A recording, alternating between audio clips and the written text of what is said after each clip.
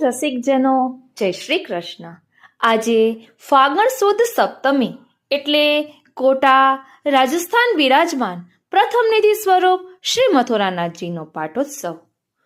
આજે ફાગણ સુદ સાતમ એટલે પ્રથમ પીઠાધીશ્વરને માથે હાલ કોટા રાજસ્થાનમાં બિરાજતા શ્રી મથુરાનાથજીનો પાટોત્સવ। જ્યારે શ્રી મહાપ્રભુજી કનોજ પધાર્યા ત્યારે પદ્મનાભદાસજી શ્રી મહાપ્રભુજીના સેવક થયા હતા। તેમણે આપશ્રીને વિનંતી કરી કે પ્રભુના સ્વરૂપના ચમત્કાર જોવા મળે તો મને એમની સેવા કરવાનું મન થાય। આપશ્રી પદ્મનાભદાસજીને કનોજ લઈને પધાર્યા।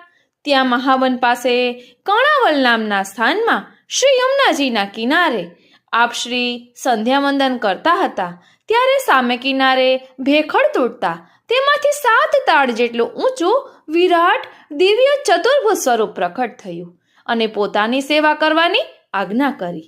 ત્યારે શ્રી મહાપ્રભુજીએ કહ્યું કે આટલા મોટા સ્વરૂપની સેવા શ્રૃંગાર આ કાલમાં થઈ શકે નહીં।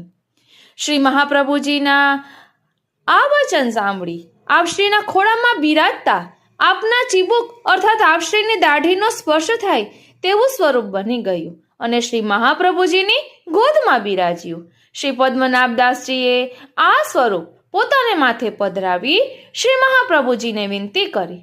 તેથી આ સ્વરૂપ સેવા અર્થે શ્રી મહાપ્રભુજીએ શ્રી પદ્મનાભદાસજીને પધરાવી આપ્યું। બોલો શ્રી વલ્લભાધીશ કી જય। વાલા વૈષ્ણવો, આપને આ સત્સંગ વિસ્તારથી શ્રવણ કરવો હોય તો અમારી ચેનલમાં મળી જશે। જય શ્રી કૃષ્ણ।